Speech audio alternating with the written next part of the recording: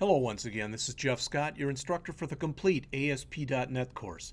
Today we're going to talk about user controls, and those are controls that you, the user, would build. So I'm going to talk about the controls a little bit. We'll actually build a very simple user control, and then talk about the goods and bads, so to speak, about user controls. The nice thing about building user controls is if you've got things that you often do on several pages, most every page in a website, rather than having to constantly go back and create whatever this is.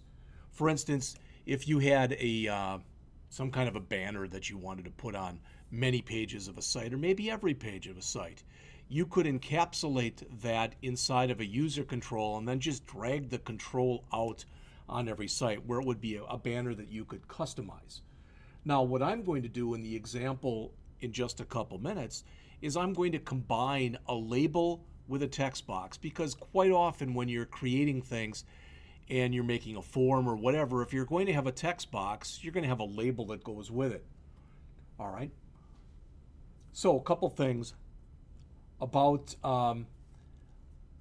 creating these user controls. What you're going to see is every single file that we've created thus far has had a file extension of .aspx, or the code behind file has had a .aspx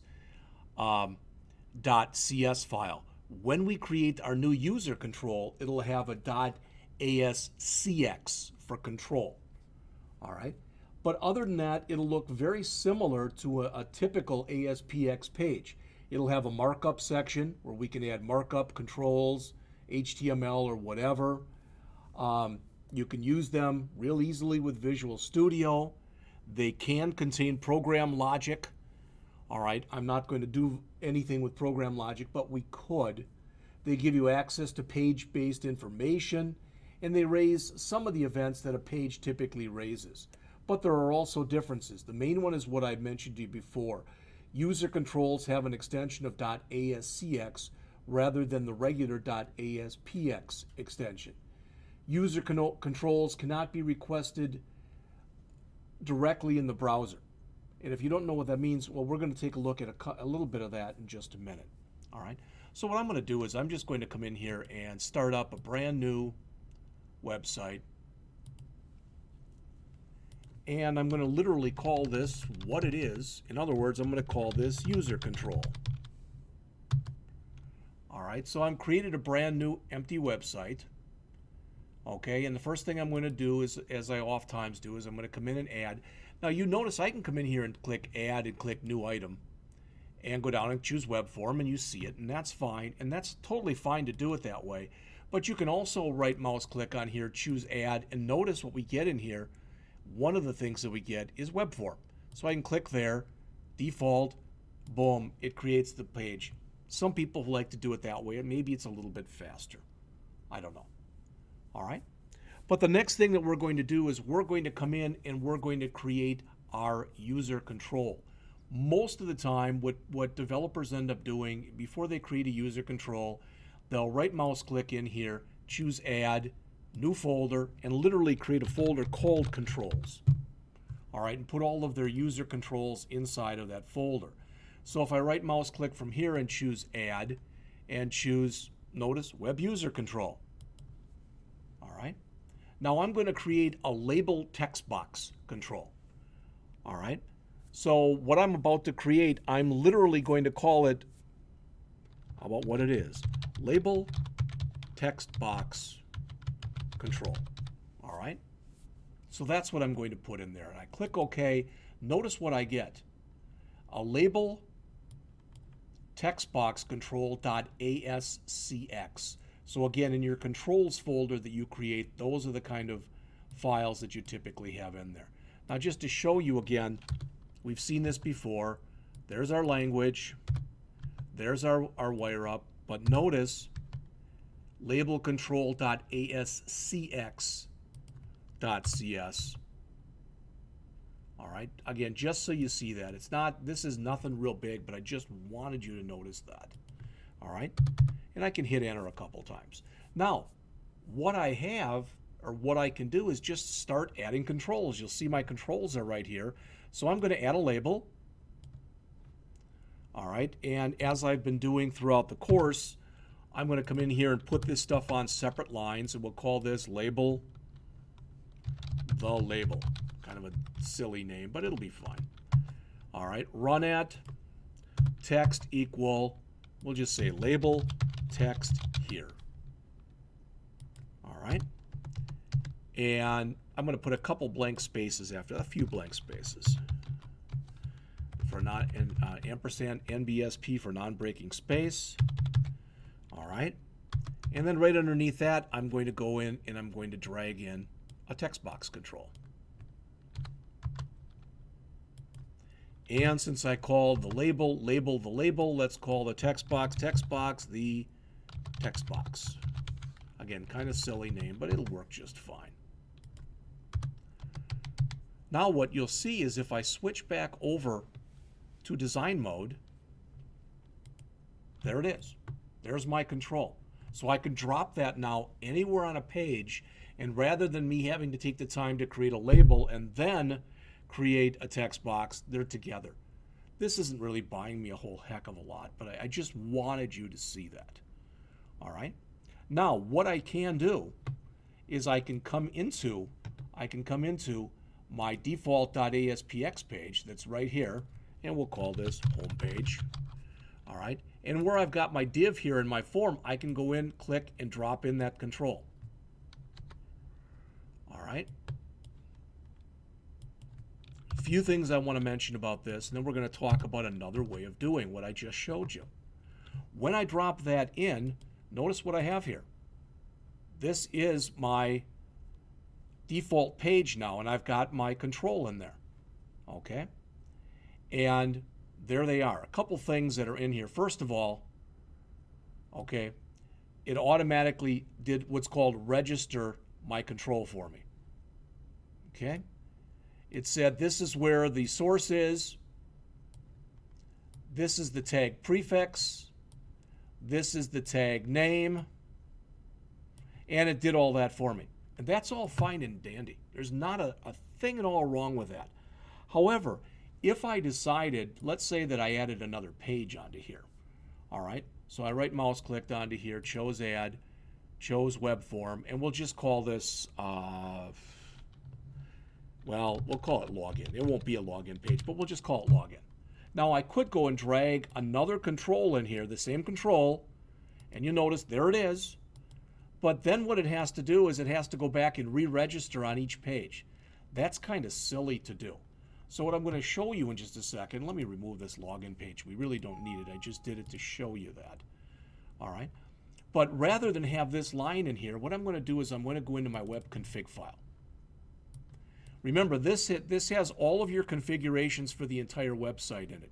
And I'm going to add a few things down near the bottom. So I'm going to put in here pages. And under that, I'm going to put controls. And under that, I'm going to put add. All right. So what do I want to add? Well, I want to add a new tag prefix. And I'm going to say that, what did we say that this was called again? Label text box control. Okay, like I said, kind of a long name, but it's fine.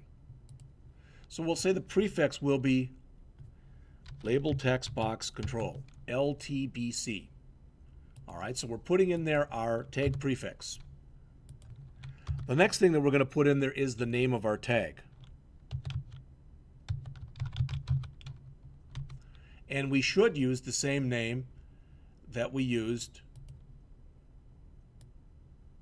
right there for that ID. So I'm going to use that. So I'm going to say the tag name is label text box control. All right. Finally, I have to let the system know where that lives. So I say source equals, and if I want to, I can go in and just drag that from right here. Now, fortunately or unfortunately, it puts HTTP localhost and some stuff I really don't want in there. So I can highlight all that, just replace it with a tilde. All right. So LTBC, etc. All right. Now what I can do is I can save this, go back to my home page, and take this line in here with the register and get rid of it. All right. And now with my control, well, it's not going to be this anymore. It's going to be that tag prefix, LTBC. All right. And the name, label text box control, I think that's what we called it here, label text box control. All right. So if I go in here, go back to here, and I save, and I run this, and I bring up the default page, there it is. Now, did that buy me a whole heck of a lot? The answer is no. But what I wanted to show you was how you could very quickly go in, create your own user control, register it in the web.config file, which is what we just did, and then add it to our form. All right? So it really, as you saw, it really wasn't a whole heck of a lot of work. Now, a couple of things just so you're aware of these. Let me close this. And we'll come back and we'll close here. And I want to show you a couple things. All right, we're going to come back to here. And looking at what we have here, all right, here's our default page. All right, and if actually I should run it again just to show you this. If I right mouse click and view the page source, and if I look in here, there's my control information that's been put in for me.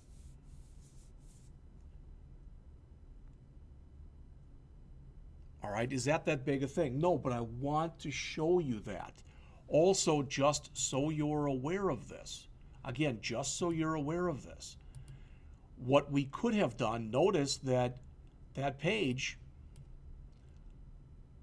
has a corresponding .cs page. So if we wanted to add things here programmatically, we'd be able to do so. All right, we didn't have to in this case, but for instance, let's say that we did set up something where we were going to put in some kind of a banner, and depending on the amount of room we had, we might want it to show in a portrait orientation if I only have X number of pixels available, but if I have more than that, I want it to show in a landscape type of orientation.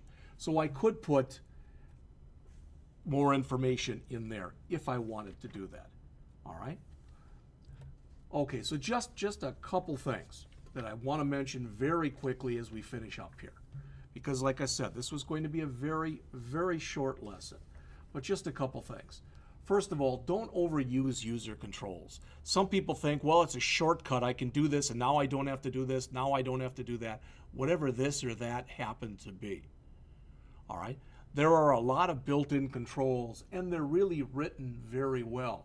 So although user controls can be great for basically hiding or what's known as encapsulating repeating content, they add a little bloat to your program because now there are more files there.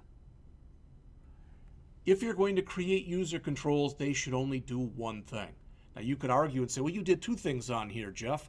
You put in a label and a text box. Yeah, but what we did was we merged them into the equivalent of one control. All right. When you create user controls that have any kind of styled makeup in them, don't create things like CSS classes, etc. All right, because again, they're just not set up to do that. User controls, it can improve maintainability of a site. Rather than repeating markup over and over and over again, they allow you to encapsulate or hide that inside of a single control, which you can then use, all right, in different pages in your site. Okay, remember also, again, you can go and add, if you want to, you can add code in here, all right, to make them do things programmatically. So that was just a very short and sweet little introduction to user controls. So we'll come back and look at them one more time a little bit later on in the course.